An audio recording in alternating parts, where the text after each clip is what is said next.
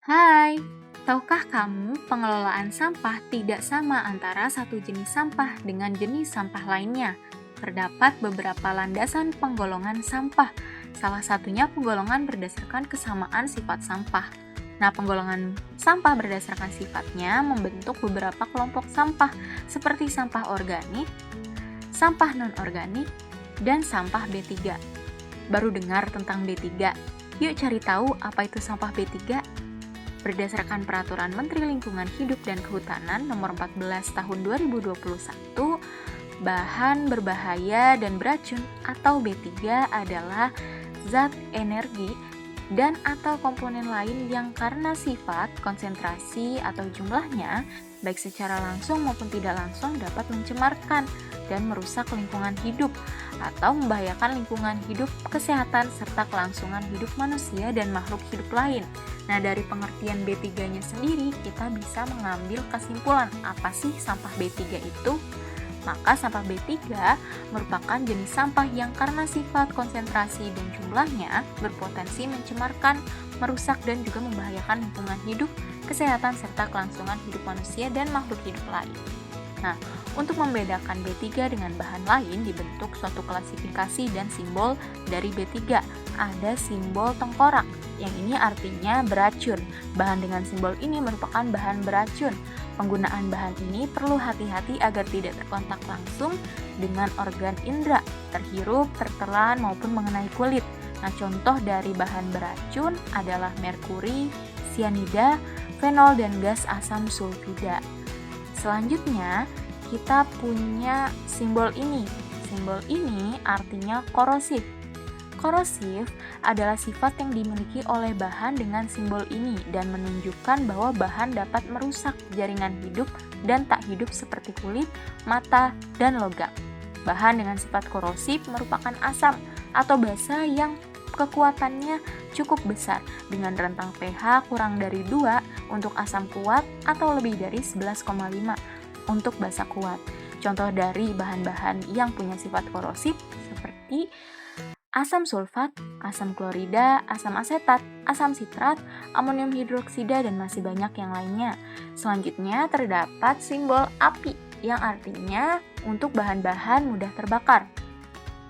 Bahan dengan simbol api ini merupakan bahan yang mudah terbakar sehingga penggunaan dan penyimpanan bahan ini perlu dijauhkan dari sumber api. Bahan yang mudah terbakar dibagi menjadi 2 tingkat, yaitu extremely flammable atau amat sangat mudah terbakar dan highly flammable atau sangat mudah terbakar. Contoh dari bahan ini adalah alkohol, keton, dan gas etuna. Selanjutnya kita ada simbol ikan, pohon, dan perairan. Nah, simbol ini menandakan bahwa bahan merupakan bahan yang berbahaya bagi lingkungan. Simbol ini ternyata menunjukkan bahwa bahan itu juga dapat merusak lingkungan dan membahayakan ekosistem dari lingkungan tersebut. Nah, contoh dari bahan ini adalah karbon monoksida, amonia, dan asam klorida. Selanjutnya, kita punya bahan yang berbahaya bagi kesehatan. Bahan yang berbahaya bagi kesehatan biasanya dapat disebabkan oleh bahan-bahan yang akan memicu gangguan pernapasan, kanker, mutagenik, dan gangguan reproduksi. Selanjutnya ada bahan-bahan yang menyebabkan iritasi yang ditandai dengan simbol tanda seru. Nah, bahan dengan simbol ini biasanya dapat menyebabkan iritasi yang berefek narkotik dan merusak ozon. Kemudian contohnya ada amoniak, asam klorida, formaldehida, asam asetat, dan asam fluorida.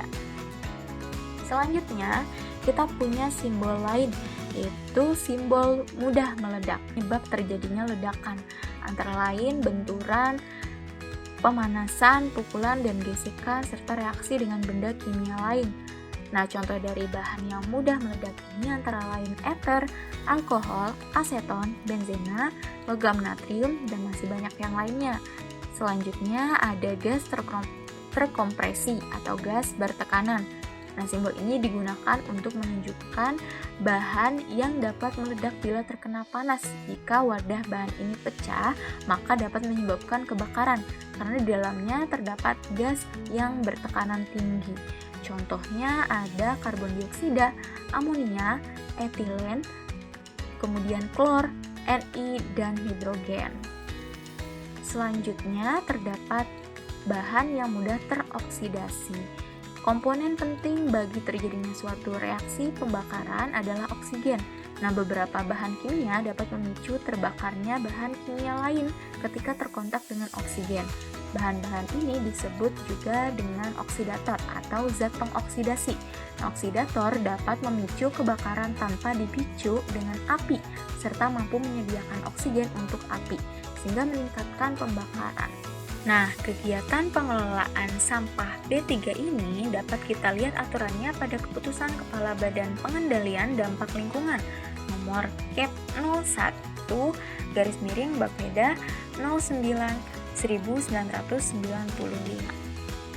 Selanjutnya, pengolahan limbah B3 itu juga dapat dilakukan secara termal, stabilisasi, solidifikasi, serta fisika dan kimia maupun biologi dengan cara teknologi bersih dan ramah lingkungan. Nah, kegiatan yang melibatkan bahan berbahaya ini atau bahan B3 ternyata dapat terjadi baik di lingkungan rumah tangga maupun di lingkungan sekolah. Nah, kegiatan-kegiatan laboratorium di sekolah yang melibatkan B3 cukup banyak ternyata. Oleh karena itu, untuk menjaga keamanan diri, kegiatan praktik laboratorium perlu disertai dengan perlengkapan keamanan diri, seperti jas lab, masker,